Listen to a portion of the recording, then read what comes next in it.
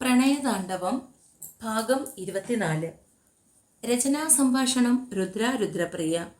ഒന്നും മിണ്ടാതെ വേച്ച് മുറിയിൽ കയറി വാതിൽ വലിച്ചടച്ചു ലക്ഷ്മി.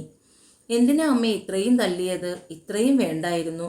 കണ്ണു നിറഞ്ഞ് തൻ്റെ മുന്നിൽ നിൽക്കുന്ന ബാലയെ നോക്കിയപ്പോൾ സുമയ്ക്കും സങ്കടം തോന്നി. ഇവൾ ഇങ്ങനെയൊക്കെ ചെയ്തു കൂട്ടിയാൽ ഞാൻ പിന്നെ എന്ത് ചെയ്യും? ഇവളുടെ കാര്യം ആലോചിക്കുമ്പോൾ എനിക്ക് നെഞ്ചുവേദനയാണ്. ഇനി എന്തായാലും അവൾ ഈ വീടിന് പുറത്തിറങ്ങില്ല. സുമ വാശി പോലെ പറഞ്ഞുകൊണ്ട് വേലിപ്പത്തൽ വലിച്ചെറിഞ്ഞു. കണ്ണാടിയുടെ മുന്നിലിരുന്ന് ശരീരത്തിൽ തെളിഞ്ഞു കാണുന്ന അടിയുടെ പാടിലേക്ക് വിരലോടിക്കുമ്പോൾ ദേഷ്യവും സങ്കടവും കൊണ്ട് ലക്ഷ്മി വിറഞ്ഞു. രാവിലെ മുതൽ അനിലിനോടൊപ്പമുള്ള സുഖനിമിഷങ്ങളെ ഓർത്തു വരികയായിരുന്നവളെ അല്പമൊന്നുമല്ല സുമയുടെ പ്രഹരം ഉലച്ചു കളഞ്ഞത്. തന്നെ അടിച്ച അമ്മയേക്കാൾ അവൾക്ക് ദേഷ്യവും വാശിയും തോന്നിയത് അതിനിടയിൽ തടയാൻ പോലും വരാതെ കല്ലുപോലെ മാറി നിന്ന ബാലയെക്കുറിച്ച് ഓർത്തപ്പോഴാണ്. കയ്യിൽ കിട്ടിയ സാധനങ്ങളൊക്കെ അവൾ മുറിയിൽ വലിച്ചെറിഞ്ഞു. എന്നാൽ ആ ഭാഗത്തേക്ക് ഒന്ന് തിരിഞ്ഞു പോലും നോക്കിയില്ല സുമയും ബാലയും. എന്നാൽ ഇടയ്ക്കിടയ്ക്ക് ഉണ്ണിക്കുട്ടൻ വാതിലിനിടയിലൂടെ നോക്കും അകത്ത് നടക്കുന്ന കാഴ്ചകൾ എന്തൊക്കെയാണെന്ന്. അവൻ നോക്കുന്നത് കണ്ടപ്പോൾ അവൾ വാതിൽക്കൽ കയ്യിലിരിക്കുന്ന പൗഡർ ടിൻ വലിച്ചെറിഞ്ഞു. അമ്മേ, ചെറിയേച്ചിക്ക് ഭ്രാന്തായെന്നാണ് തോന്നുന്നത്. കയ്യിൽ കിട്ടിയതൊക്കെ വലിച്ചെറിയുന്നു. ആ മുറി മുഴുവൻ ഇപ്പോൾ ചവറാണ്. നിന്നോട് ആരാടാ പറഞ്ഞത് അതൊക്കെ പോയി നോക്കാൻ? മര്യാദയ്ക്ക് ഇവിടെ വന്നിരിക്കെ. സുമ അവനെ വഴക്കു പറഞ്ഞു. രാത്രിയിൽ എല്ലാവരും ഭക്ഷണം കഴിക്കാൻ നേരത്തും ലക്ഷ്മിയെ വിളിച്ചില്ല. വേണമെങ്കിൽ എഴുന്നേറ്റ് വന്ന് കഴിക്കട്ടെ എന്ന് കരുതി. അവരെക്കാൾ വാശി കൂടുതലുള്ളത് കൊണ്ടാവണം ലക്ഷ്മിയും കഴിക്കാനായി പുറത്തേക്ക് വന്നില്ല. ഇനി ഈ വീട്ടിൽ നിന്നും ഒരു തുള്ളി വെള്ളം പോലും കുടിക്കില്ലെന്ന് അവൾ അപ്പോഴേ മനസ്സിൽ തീരുമാനിച്ചുറപ്പിച്ചു. പക്ഷേ അത് പ്രാവർത്തികമാകില്ലെന്ന് മറ്റാരെക്കാൾ നന്നായി അവൾക്കറിയാം. രാത്രിയിൽ പതിവ് പോലെ സുമ കിടക്കാൻ ചെല്ലുമ്പോഴും മുഖം വീർത്തു തന്നെയിരുന്നു ലക്ഷ്മിയുടെ. നിലത്ത് വാരി വലിച്ചിട്ടിരിക്കുന്നതൊക്കെ അങ്ങനെ തന്നെ കിടപ്പുണ്ടായിരുന്നു. സുമയും അതിനെക്കുറിച്ചൊന്നും ചോദിക്കാനോ പറയാനോ പോയില്ല. ഉണ്ണിക്കുട്ടൻ്റെ ഒപ്പം അകത്തേക്ക് കയറുമ്പോൾ ബാല ആദ്യ പറഞ്ഞതോർത്തുകൊണ്ട് തന്നെ ഡോർ നന്നായി ലോക്ക് ചെയ്തു. എന്നിട്ടവൾ പലതവണ ആലോചിച്ചു സാർ എന്തിനായിരിക്കും അങ്ങനെ പറഞ്ഞതെന്ന്. രാവിലെ എഴുന്നേറ്റ് അടുക്കളയിൽ കയറുമ്പോൾ തന്നെ അമ്മയും അവളുടെ ഒപ്പം വന്നു. എന്തിനാ അമ്മേ വയ്യാത്ത കാലം വെച്ച് ഇത്ര നേരത്തെ എഴുന്നേറ്റ് വന്നത്? എനിക്ക് ചെയ്യാവുന്ന പണിയല്ലേ ഉള്ളൂ. അമ്മ പോയി കിടന്നോ? ഇല്ല മോളെ, ഇന്നു മുതൽ തൊഴിലുറപ്പിന് പോയാലോ എന്നാണ് ഞാൻ ആലോചിക്കുന്നത്. അപ്പോൾ പിന്നെ ലക്ഷ്മിയോ? ഞാൻ പോകുമ്പോൾ അവളെയും കൊണ്ടുപോകും, അത്ര തന്നെ. അവൾ വരുന്നില്ലെങ്കിൽ ഞാനും പോകുന്നില്ല. പക്ഷേ എന്തായാലും പൊന്നുമംഗലത്തുനിന്ന് നീ കൊണ്ടുവന്ന് തിന്നുന്നത് ഇന്നു മുതൽ നിർത്തി. ചതയനങ്ങാതെ ഇരുന്ന് കഴിക്കുന്നത് കൊണ്ടാണ് ഇവൾക്ക് ഇത്രയും നെകളിപ്പ് കൂടുതൽ. അതുകൊണ്ട് എന്നോടൊപ്പം തൊഴിലുറപ്പിന് വന്നില്ലെങ്കിൽ ഇവൾക്ക് ഈ വീട്ടിൽ നിന്നും പച്ചവെള്ളം പോലും കൊടുക്കില്ല. അത് ഈ സുമയുടെ വാശിയാണ്. എല്ലാം കേട്ടുകൊണ്ട് അകത്ത് കിടന്ന ലക്ഷ്മി പല്ലു ഞരടി.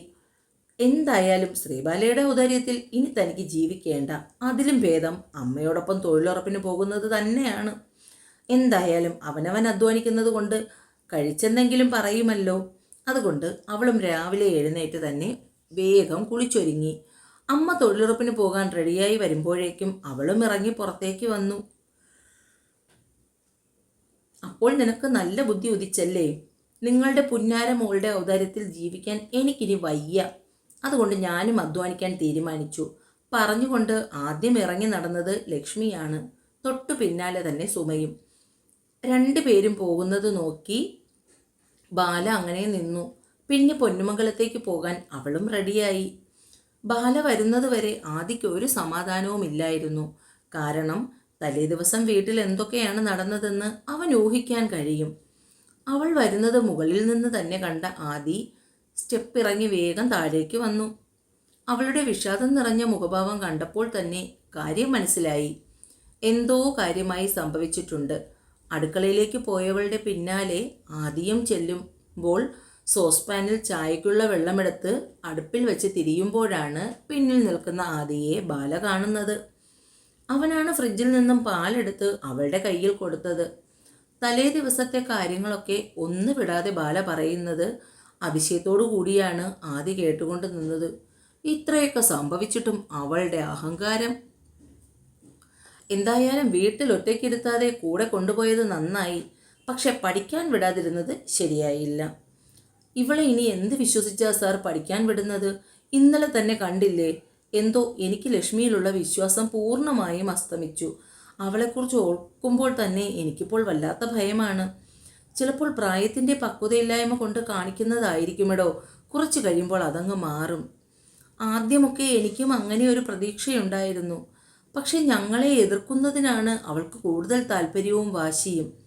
ഞങ്ങളോടുള്ള വാശി തീർക്കുന്നതിന് വേണ്ടി സ്വന്തം ജീവിതമാണ് നശിപ്പിക്കുന്നതെന്ന് അവൾ അറിയുന്നില്ല.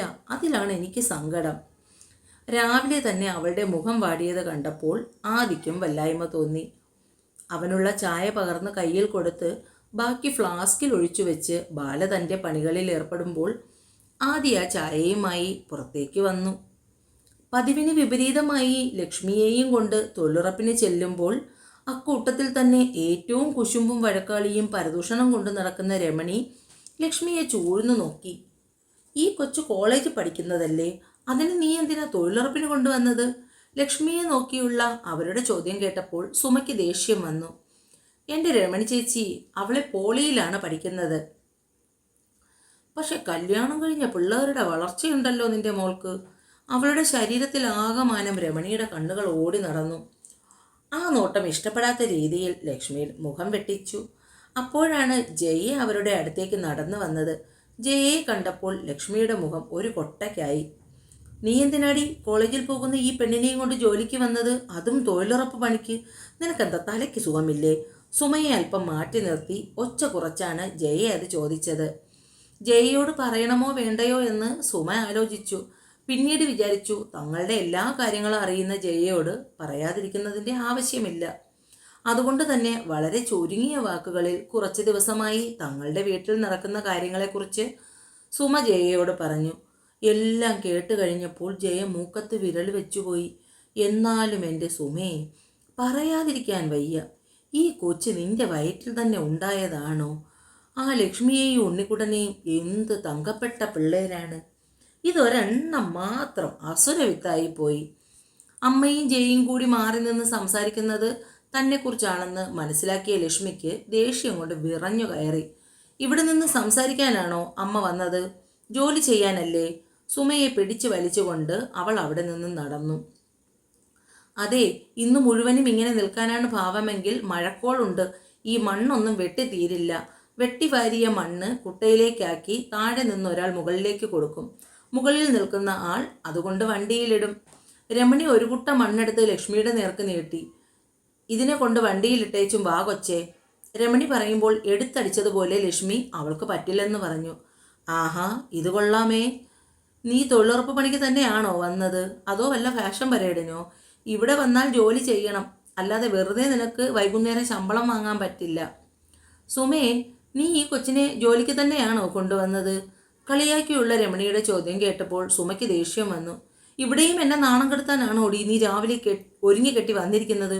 ജോലി ചെയ്യാൻ വയ്യായിരുന്നെങ്കിൽ വീട്ടിൽ തന്നെ ഇരുന്നാൽ മതിയായിരുന്നല്ലോ. തലേ ദിവസത്തെ സുമയുടെ പ്രകടനം ആലോചിച്ചപ്പോൾ ഇവിടെ വെച്ചും ഇവർ ഇനി തന്നെ അടിച്ചാലോ എന്ന് ഭയന്ന് ലക്ഷ്മി വേഗം കുട്ടയിലെ മണ്ണ് ഓരോ ചുമടായി എടുത്ത് വണ്ടിയിൽ കൊണ്ടിടാൻ തുടങ്ങി. സദാസമയവും വീട്ടിലിരുന്ന് തിന്ന് മൊബൈൽ നോക്കിയിരിക്കുന്നവൾക്ക് ദേഹമനങ്ങി പണിയെടുത്തപ്പോൾ വല്ലാത്ത അവശത തോന്നി. ഒടുവിൽ എങ്ങനെയൊക്കെയോ സമയം 5 മണിയായപ്പോൾ അന്നത്തെ പണികൾ അവസാനിപ്പിച്ച് അമ്മയും മോളും വീട്ടിലേക്ക് പോയി. വീടെത്തി രണ്ടുപേരും 2 ദിക്കിലേക്ക് പിരിഞ്ഞു. സുമ കുളിച്ചു വേഷം മാറി കഴിക്കാനെടുത്തിരിക്കുമ്പോഴേക്കും അതിനെ വിളിച്ചില്ല. വിശപ്പുള്ളവർ വേണമെങ്കിൽ കഴിച്ചോളും എന്ന് ഇതിനോടകം അവൻ തന്നെ വന്നിരിക്കും. സുമ കുളിച്ചു വേഷം മാറി കഴിക്കാൻ എടുത്ത് ഇരിക്കുമ്പോഴും അവളെ വിളിച്ചില്ല. സുമ വന്ന് വിളിക്കാത്തത് കൊണ്ട് മുഴുവൻ ദേഷ്യവും സങ്കടവും തീർക്കാനായി അവൾ കമിഴ്ന്ന് ബെഡിലേക്ക് കിടന്നു. കുറച്ചു നേരമൊക്കെ വിശപ്പ് സഹിച്ച് പിടിച്ചു നിർത്തിയെങ്കിലും പിന്നീട് സഹിക്കാൻ വയ്യാതായപ്പോൾ ലക്ഷ്മി എഴുന്നേറ്റ് അടുക്കളയിലേക്ക് ചെന്നു. അമ്മ കഴിച്ചു പാത്രം കഴുകി മാറ്റി വെച്ചിട്ടുണ്ട്. അവളൊരു പാത്രമെടുത്ത് ചോറും കറികളും ഒക്കെ ഒഴിച്ച് റൂമിലേക്ക് പോയി. കളിക്കാൻ പോയ ഉണ്ണിക്കുട്ടൻ തിരികെ വന്ന് കുളിച്ച് വേഷം മാറി അടുക്കളയിൽ കയറി ചോറ് കഴിക്കാനായി നോക്കുമ്പോൾ അവിടെ ഒന്നും മിച്ചമുണ്ടായിരുന്നില്ല. അവൻ പാത്രവും തിരികെ വെച്ചുകൊണ്ട് അമ്മയുടെ അടുത്തേക്ക് ചെന്നു. അമ്മേ, എനിക്ക് വിശക്കുന്നു. അമ്മ ഇന്ന് ചോറും കറിയും ഒന്നും ഉണ്ടാക്കിയില്ലേ? അവിടെ ഒന്നും ഒന്നുമില്ല. സുമ എഴുന്നേറ്റ് അടുക്കളയിൽ ചെന്ന് നോക്കുമ്പോൾ പാത്രങ്ങളെല്ലാം ഒഴിഞ്ഞു കിടപ്പുണ്ട്. അപ്പോൾ മനസ്സിലായി ലക്ഷ്മിയാണെന്ന്. അവർ തലയിൽ കൈകൊടുത്തു. എൻ്റെ ഈശ്വര, ഇങ്ങനെ ഒരു അസുരവിത്തിനെയാണല്ലോ നീ എനിക്ക് വേണ്ടി വച്ചിരുന്നത്. പണി ചെയ്തു വന്നതിൻ്റെ ക്ഷീണം കാരണം ഒന്ന് കിടന്നതാണ്. ഇനിയിപ്പോൾ അവൻ എന്തെങ്കിലും ഉണ്ടാക്കി കൊടുക്കാതെ പറ്റില്ല.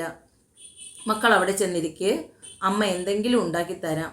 ഉണ്ണിക്കുട്ടൻ ദേഷ്യവും സങ്കടവും കൊണ്ട് മുഖവും വലിച്ചു കയറ്റി അരത്തിണ്ണയിൽ ചെന്ന് പുറത്തേക്ക് നോക്കിയിരിക്കുമ്പോഴാണ് ബാല വരുന്നത് കണ്ടത്.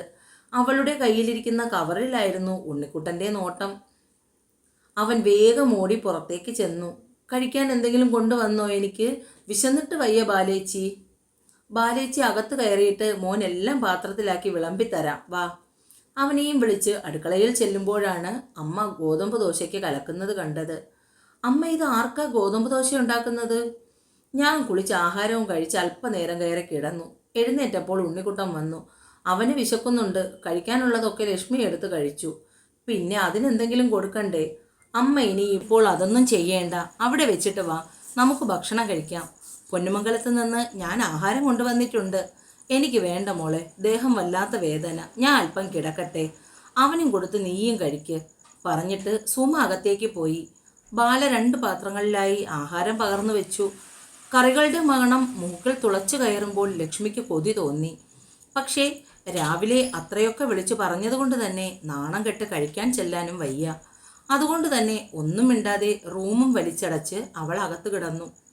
ഉണ്ണിക്കുട്ടൻ ആസ്വദിച്ച് ഭക്ഷണം കഴിക്കുന്നത് കണ്ടപ്പോൾ ബാലയ്ക്ക് മനസ്സ് നിറഞ്ഞു. അവൾ ഒന്നും എടുക്കാതെയാണ് പുറത്തേക്കിറങ്ങിയത്. എന്നാൽ മംഗലത്തമ്മ നിർബന്ധിച്ച് ആഹാരമെല്ലാം പൊതിഞ്ഞ് ബാഗിലാക്കി കൊടുത്തുവിടുകയായിരുന്നു. കൊണ്ടുവന്നില്ലായിരുന്നുവെങ്കിൽ ഉള്ള അവസ്ഥ ആലോചിച്ചപ്പോൾ ആഹാരം ആസ്വദിച്ച് കഴിക്കുന്ന ഉണ്ണിക്കുട്ടനെ നോക്കിക്കൊണ്ട് തന്നെ ബാലയും ആഹാരം കഴിച്ചു. എന്നെ വായിക്കുകയും കേൾക്കുകയും ചെയ്യുന്നവർ ചാനൽ സബ്സ്ക്രൈബ് ചെയ്ത് ഷെയർ ചെയ്ത് സപ്പോർട്ട് ചെയ്യണേ. നിറയെ സ്നേഹത്തോടെ രുദ്ര.